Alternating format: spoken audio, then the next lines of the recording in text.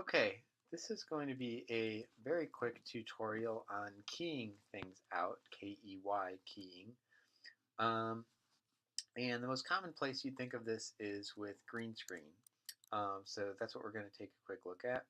I have some test footage that was up on Canvas that you can play with. I'm going to drag that into new composition and make that. Um, and you can see this is terrible footage because it has me in it. It's also a little out of focus, but this was just shot as a quick test to kind of show you how the process works. So the idea here is we want to keep what the subject is, and we're using the green as a way of making our life easier to put a different background in. So using some previous techniques we've talked about, I could obviously use a mask and use some rotoscoping to isolate the foreground person and get rid of whatever is behind them and put them somewhere else. But as we've also seen, that can be tedious and take a lot of time. So what I'd really rather do is do this automatically, and this is where if I have a green screen, I can make my life a lot easier. So I've got my footage here. I'm going to also take what I want my background footage to be, um, and I'm going to drop it in behind because I want the figure to appear in front of the background. The background here is just this one of those billboard shots in this case. Um, and what I want it to look like is like the character standing right here. And we'll talk in class about some of the shooting techniques and stuff to make this look better when it's done. Here I just want to focus specifically on what you would do in After Effects once you've shot the footage. I'll also note that if you're doing green screen or blue screen or whatever screen, um, really the most important thing in terms of how well it's going to come out is how well you shoot it. If you shoot it right, it works really great in post. If it's not shot right, then you're creating problems for yourself in post in terms of getting things to look right and or pulling the key. By pulling the key, I mean making it automatically figure out what stuff has to go and what doesn't. Okay, so I got my footage here and I got the background there in front. And what I'm going to do is I'm going to apply a keying effect to this green screen clip that what it's going to do is identify what's this color of green and take away that stuff and leave everything else as my image. So if you type in key here, you'll see a couple of different options. There's some obsolete ones, color key and Luma key. I want to start with one that actually isn't the best one to use, but just it's kind of the most straightforward and a sort of traditional way to do this, and then I'll show you a little bit better of an option. So I'm going to go with linear color key. I make sure that I have that layer selected that has the green screen in it. I'll double click on this and put it in there. And I get some sort of simple options here.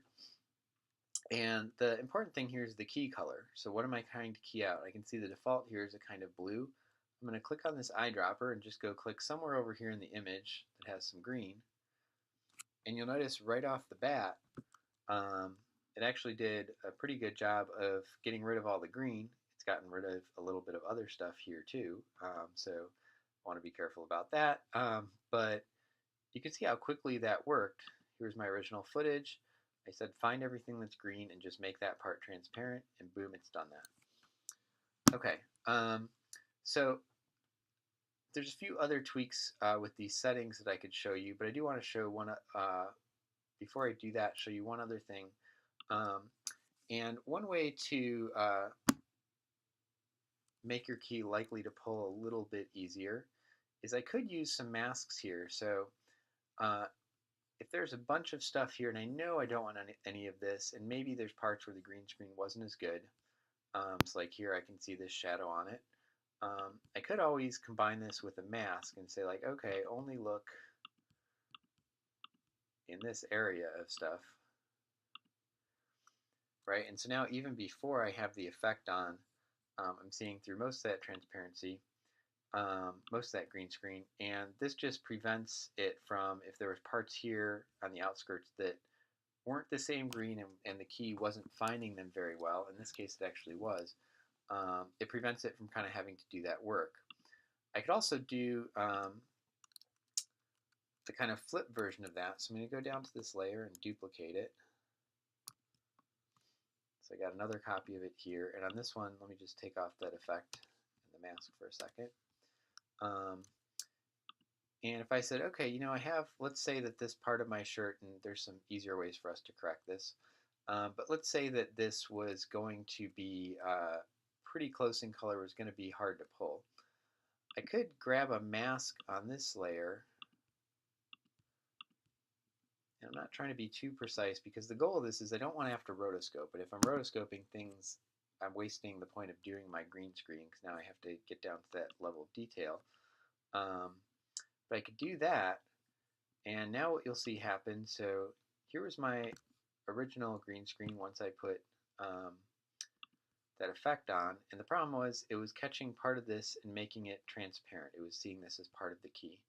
And so all I've done is made a duplicate layer and created a mat that brought some of that back because I now have a layer that's just that sitting in front of everything.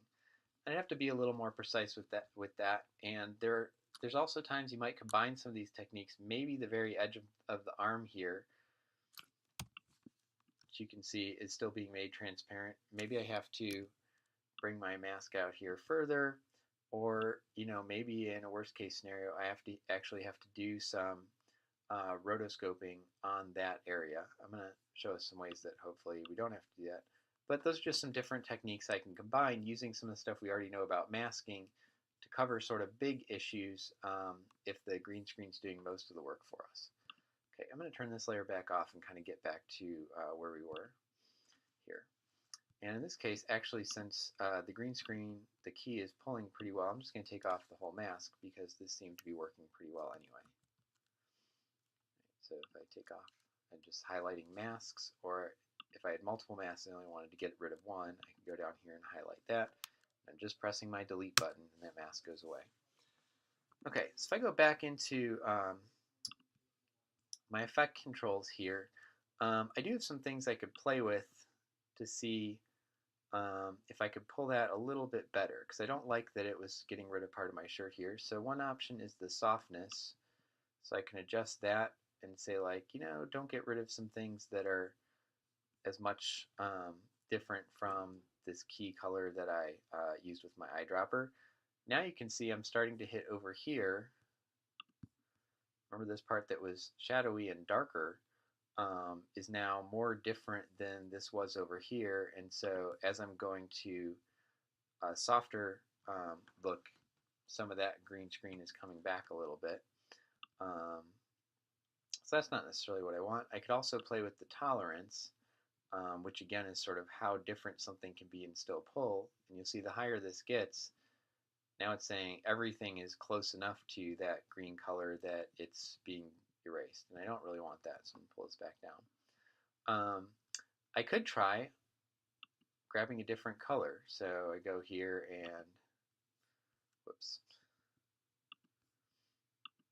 go here and say, let's see if I go off this darker color instead.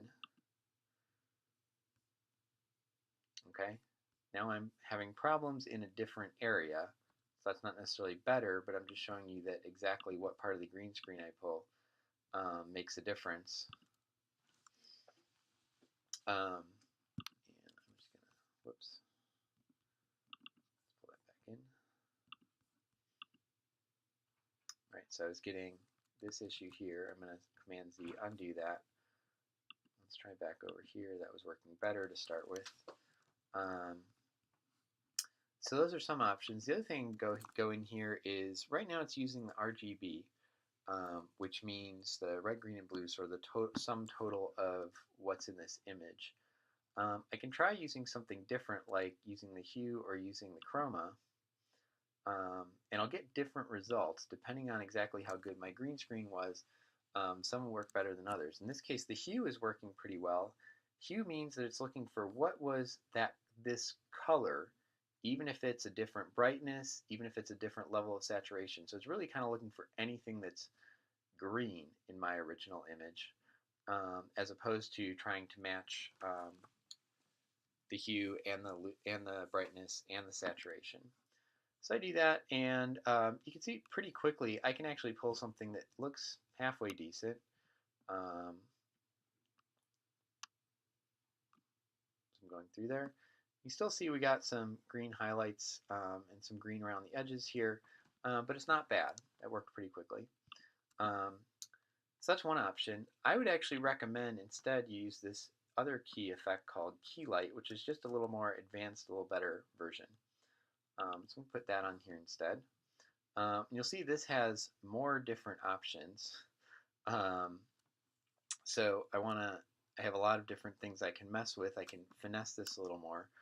But I think you'll also see, if I just use my eyedropper here to pick the screen color, so this is the color I want to screen out. So I clicked on the eyedropper in my key light. And I'm just going to delete this old effect just so we don't get confused. I had it turned off, but this way you can just see it's just the key light on here now. Use the eyedropper and pick one of those greens. And what I hope you'll notice is that pulled it automatically much better than the old linear color key did. In fact, I'm going to bring this back in so we can compare the two. Okay, so there was with the key light. There was the linear color key. Particularly if you look in the hair and around the edges. Zoom in a little bit right here. And this is an area that's hard to pull, right? Because we're kind of seeing some of the green through the hair. It's a little harder for the key to kind of grab onto it exactly. That was with the old linear color key. Here's with key light. You see it pulled that a lot better. This looks a lot cleaner. Really more like the character is sort of standing there instead of like they were pulled with a green screen. To again compare them, there's the old linear color key. We got a little bit of that greenness right around the edge here and in the hair. Let's look at the shoulder and arm in this case. Take that away, bring this back. I don't have that same green tinge. It's pulling it away. So this is just a smarter effect and the one I would recommend to use. And that is the basics of color keying. We'll talk about some other options in class, but this is the basics of what you're doing. So it doesn't matter if it's a green screen, blue screen, red screen, whatever. The important thing is if you plan on doing something like this, what you really want is something in your background. So this green backdrop here in this case, that is different than anything in your foreground. So if your character is wearing a blue shirt, you don't want to do a blue screen. You don't want to do a background that's similar in color to the character's skin or to their clothing or to their hair. And it doesn't have to be a character. I could be doing some object or something else. But the key thing is just, I want this to be something that doesn't appear in the foreground so I can very clearly tell it, hey, things that are this color, get rid of it. I don't want them. And that's the reason you see green screen so often is when we're shooting people, usually they don't have sort of like neon green costuming, and people themselves are not neon green. So you're almost guaranteed that what you have in the foreground will be different than what's back here. So that's our intro to color keying.